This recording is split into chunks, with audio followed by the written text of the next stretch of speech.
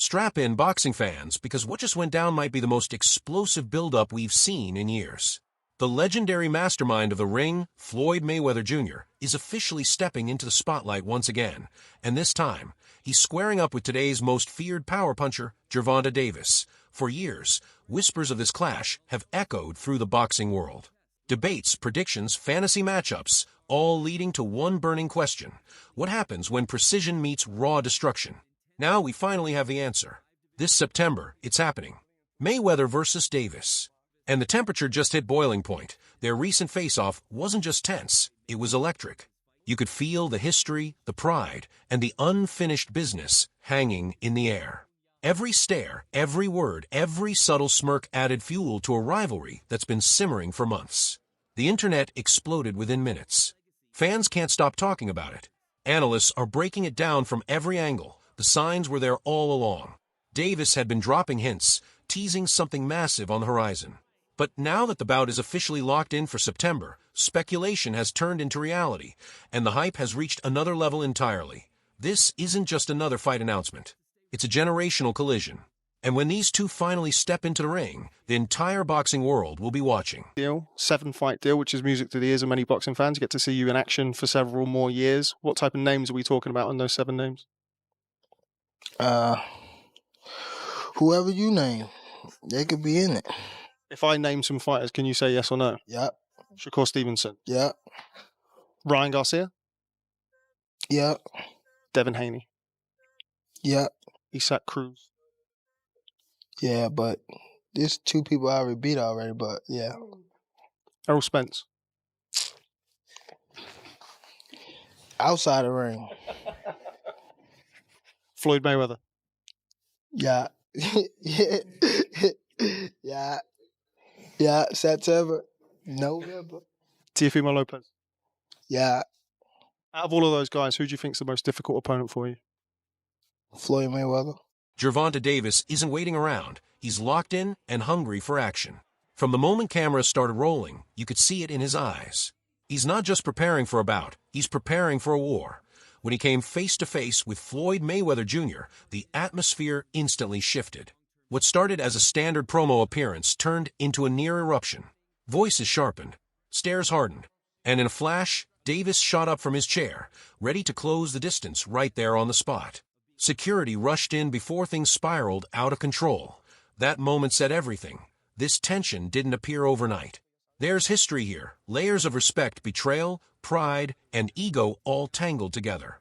And during that heated exchange, every ounce of it was visible. Neither man backed down. Neither blinked. Make no mistake, this goes far beyond belts and bragging rights. This is personal. And if that face-off was any indication, the intensity is only going to rise as fight night gets closer.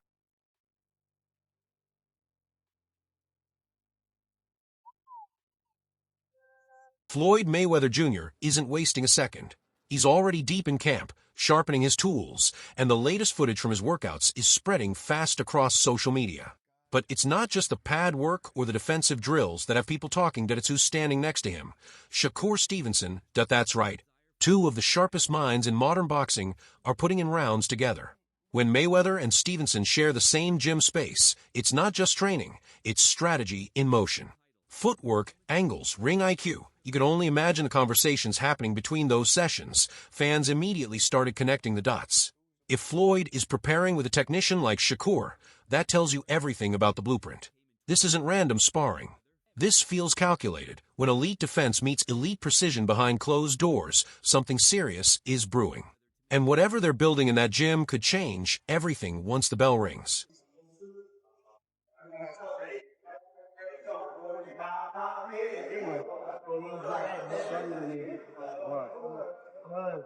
Let's really unpack this situation. At the center of it all are 2 powerful personalities on a collision course.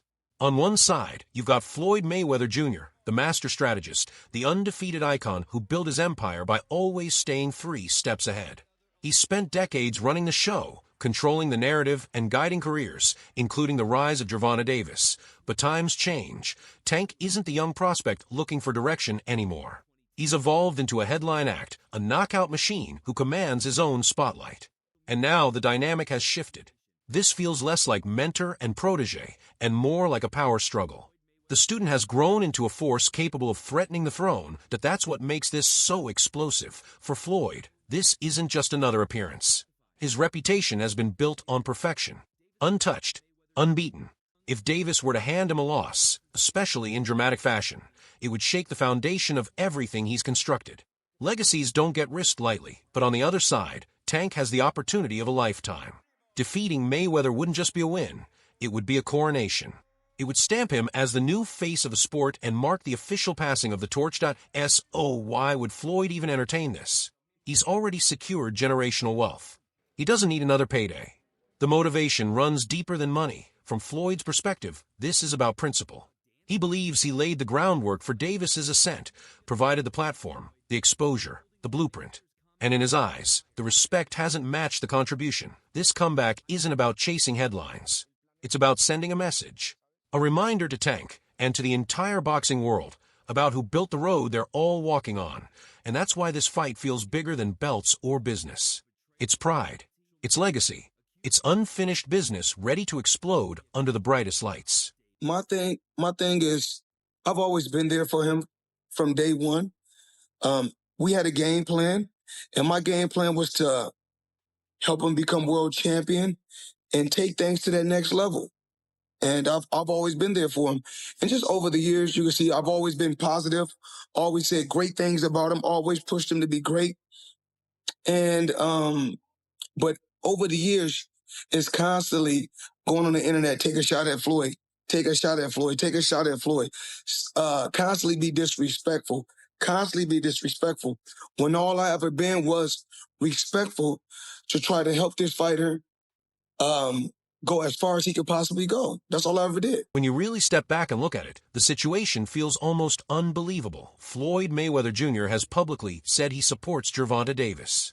He's claimed he wants to see him win, grow, and dominate. But then came the twist that changed everything.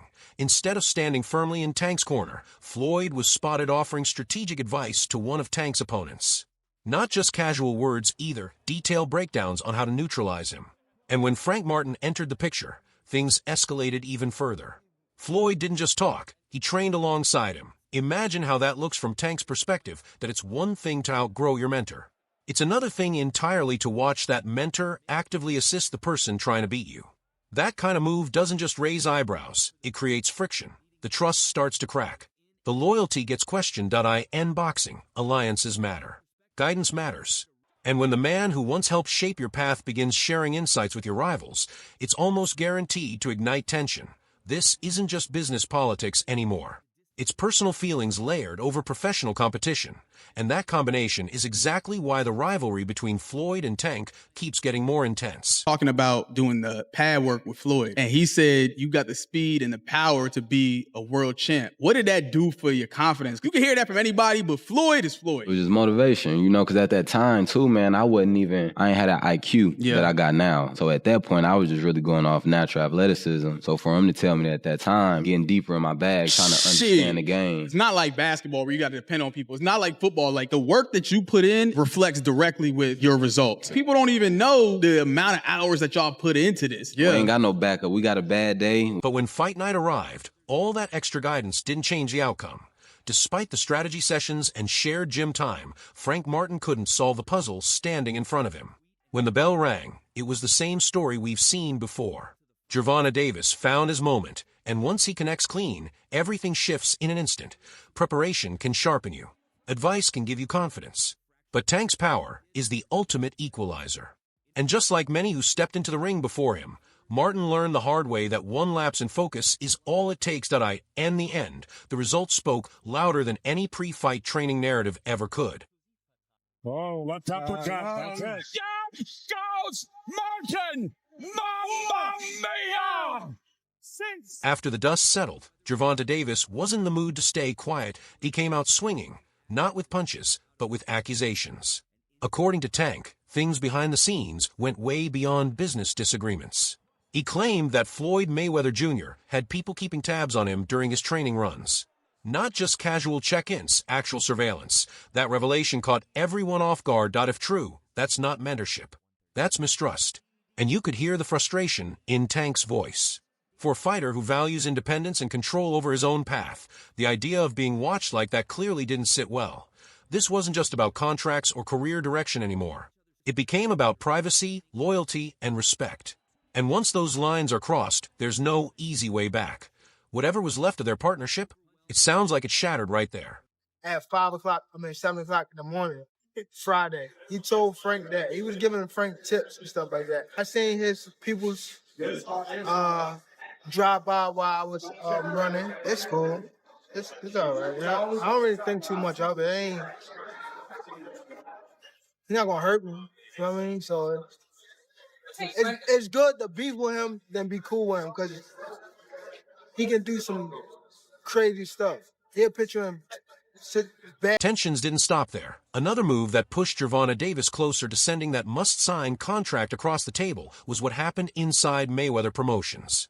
When Floyd Mayweather Jr. decided to remove Leonard Ellerbe from his CEO position, it sent shockwaves through the boxing world. Why?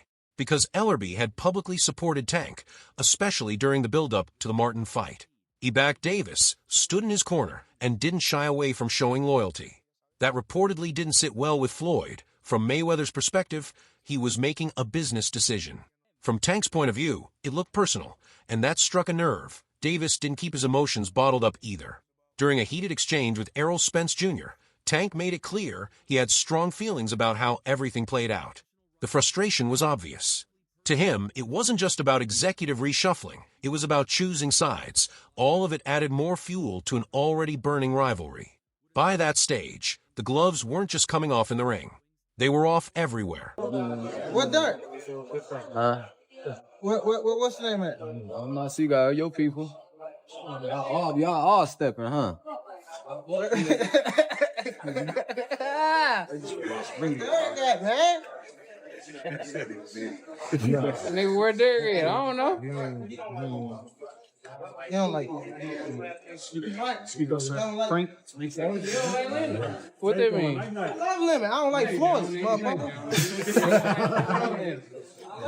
No, you don't. EJ do the trick. Things really took a sharp turn when Floyd started talking about why he agreed to the fight. Floyd Mayweather Jr. claimed he signed the contract to teach Tank a lesson, to bring him back down to earth after all the slick comments and subtle shots.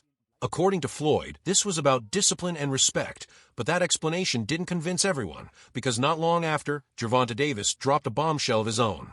He revealed that he had secured a deal reportedly bigger than anything Floyd had on the table at the time.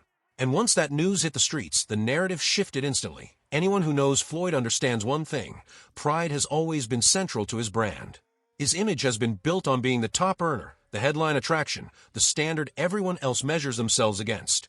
So when whispers started circulating that Tank might be landing an even larger opportunity, it raised eyebrows. Whether it's about legacy, money, or status, Floyd has never been comfortable playing second place. And if there's even a hint that someone he once mentored is surpassing him in the business side of boxing, you can bet that won't sit quietly. Suddenly, this fight feels less like a simple clash of skills and more like a battle over who truly runs the game. He was like, I gotta do that. A lot of people don't know that what Floyd do.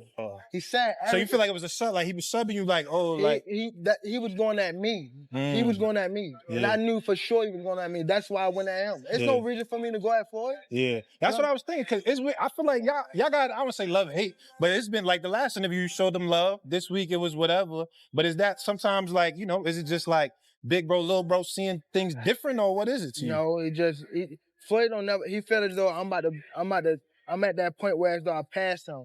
And I'm doing it at a young age.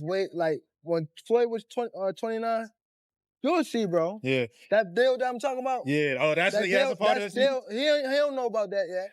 But that's bigger than his deal. Damn. Wow. And I'm just releasing It's it. exclusive. That's exclusive. Bigger than Floyd deal? Yeah. Ain't no cap, nigga. That's a lot. Calvin Ford, the man guiding Gervonta Davis, isn't holding anything back either. He's stepping up to the mic and making it crystal clear.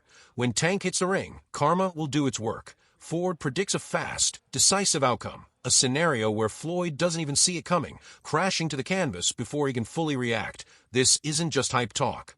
Ford has been in the game long enough to know how to read a fight, and his confidence only adds fuel to the fire. The build-up is intense, the stakes are enormous, and the boxing world is about to witness fireworks the moment these two collide. It's the Floyd situation, you know. Floyd is Floyd. That's like I say, Tank is Tank, man. But at the end of the day, you know, the man is chasing greatness. And you should be supporting that. And I always tell you that. You should be supporting that, you know. It's a rocky road that we said what's going on. Just pay attention, man. The story's going to reveal itself, you know. But again, that's how you burn bridges. Somebody said, they say the true colors of a person is coming out, man. They can't stand it, you know. Calm is I don't like using that word calm, you know, but our Lord knows. He knows. He knows. He knows. And that wraps up today's deep dive into the chaos, drama, and rivalry heating up between Floyd Mayweather Jr. and Gervonta Davis. If you enjoyed the breakdown, make sure to hit that like button, subscribe, and smash the bell so you're always first in line for our latest videos. Don't forget to drop your thoughts and predictions in the comments. We want to hear what you think about this epic showdown. Stay tuned because the story is far from over. We'll see you in the next video.